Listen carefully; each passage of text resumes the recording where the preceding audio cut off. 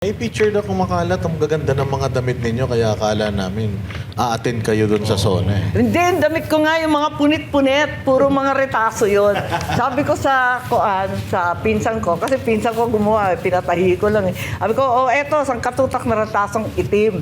Ibuo mo yan, gawin mo ang palda, at saka yung bulok na barong. Tapos sabi niya, walang gana naman itong pinapagawa mo sa akin. Sabi ko, ganyan ang itsura ng ekonomiya natin, yan ang bansa natin, gutay-gutay, punit-punit, pira-piraso, tagpi-tagpi. Gawin mo na, yan na yan, wala na yan. At wala akong gana gumawa ng glamorosa. Wala sa mood eh. So regarding sa SONA po pa rin, yung racket, may tinanong kasi, di sinagot ng diretso, sabi common sense lang. Pero kung kayo po tatanungin, may benefits pa tayo makukuha or gain dyan sa racket o dapat mas unahin yung ibang bagay? Siguro naman, dapat unahin muna yung bigas, yung mahiwagang 20 peso bigas na ewan kung bakit naman yung pinangako. Naloka naman ako nung pinangako yun. Good pa ako nun eh. Medyo naniniwala pa akong may pag-asa noon. Abay, nagulat ako. Paano magiging 20 pesos yan? Akala ko tutulungan natin na magsasaka. Paano magiging 20 pesos eh? Yung abono, kataas-taas. Yung crudo, kataas-taas. Kaya yun, pinagmalaki sa SONA na yung excise tax na minadali nila sa Senate at saka sa Congress, minadali nila ang todo, wala nang debate eh. Sabi nila, kailangan. Nung linabas yung announcement, ang tinanggalan lang naman ng excise tax, yung kerosene at saka LPG, yung inaasam-asam na crudo at saka yung gasolina, wala naman. Para pa kami nagpakamatay doon sa excise tax na yun. Sana, kahit bawasan yung excise tax, kahit mga lahati man lang, at pati na rin yung VAT, dapat tanggalin na rin para sa mga minimum consumers. Ang taas na naman eh. Di ba? Sabi nila, bumaba, taas. Di ko na nga sinusundan eh. Pero gano'n po kayo ha? Nanood doon po kayo. Paano kayo nanood? Or saan kayo nag-monitor nung zona ng inyong ading? Natetense kasi ako pag pagsasalita ang kapatid ko, na-stress ako. Yung ibang minority, nagtipon-tipon doon sa lugar ni Alan, Peter Cayetano.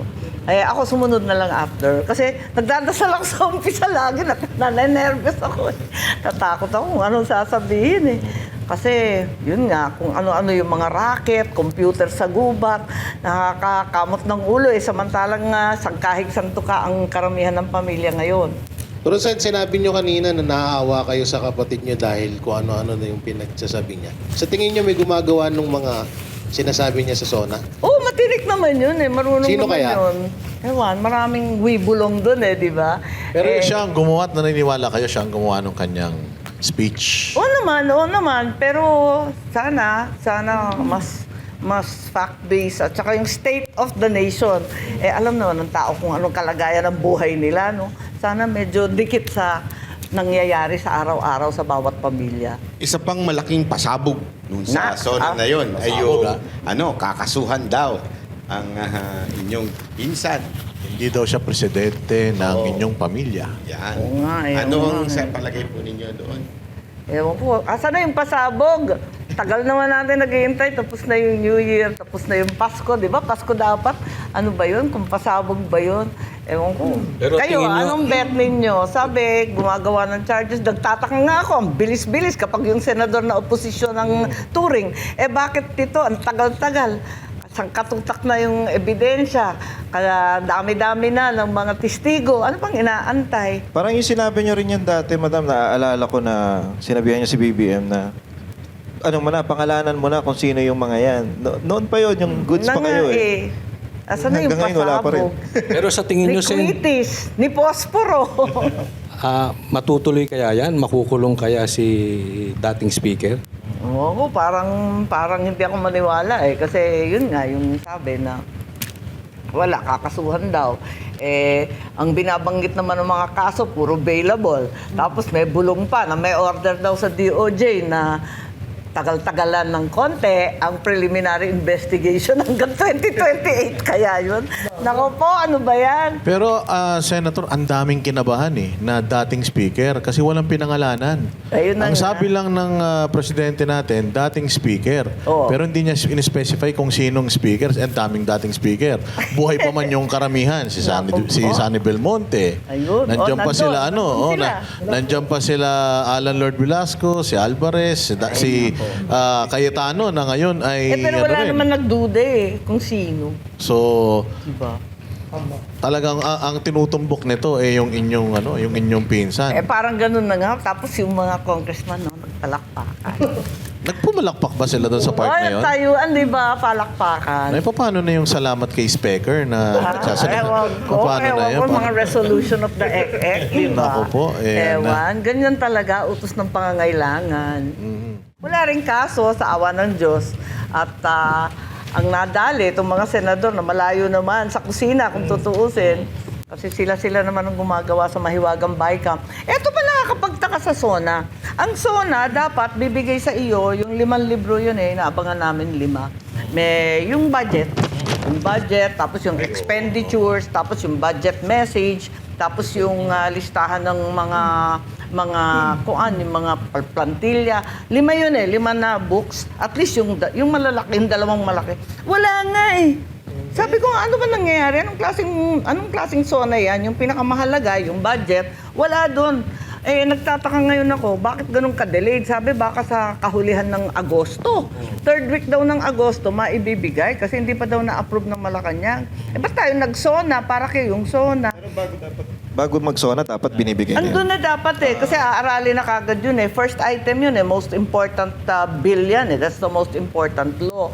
Ano ba pag-uusapan hindi na ibigay. Ang duda ko, walang koleksyon.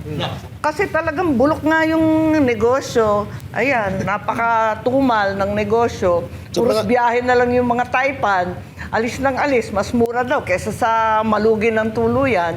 Ayan. Kaya nga wala yung budget Sabi ko nga, ano ba ito? Ba't tayo nagsonang walang bit-bit?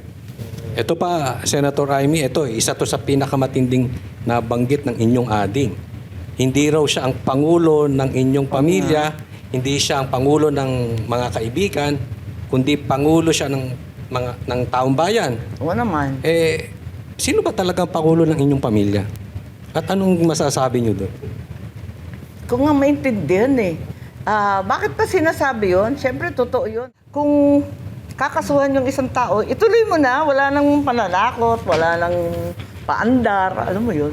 Di ba parang parang rehash lang nung statement ni President Erap noon yun. Oo. Nung walang kamag-anak, Oo, kapatid, walang pinsan, ganyan, hindi ba? Parang ganun nga Ang hirap Kasi, ang inaasahan, di ba, kasi 6-year term yan.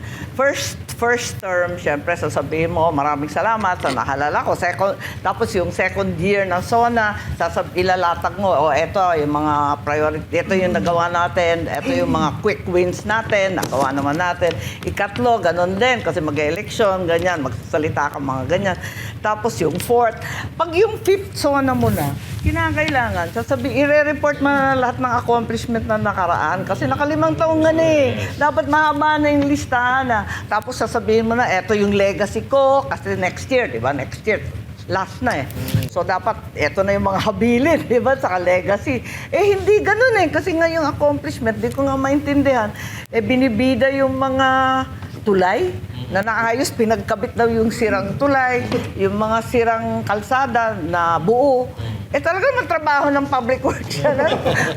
Anong nakakasindak doon? Ano dapat i-report doon? Maintenance and repair lang yun. Hindi, meron daw po kasi pang yung last SONA, doon na yung mga nakasuhan na si Romualdez. Ganon? Hindi pa nakukulong. Susunod pa uli. Nakasuhan na naman. Nakasuhan na. Reserve pala, reserve. Nakakaloka nga. O kaya nasimentohan na. Nasementahan na. Hindi pa Talaga, natutuyo, promise hindi pa nagagamit. Lilibing na yun Nako Parang may content pa sa 6 SONA. Ewan ko. Hindi ko nga maintindihan. Nagdududa nga ako. May kota kaya sa senador? Parang ganun Anyway,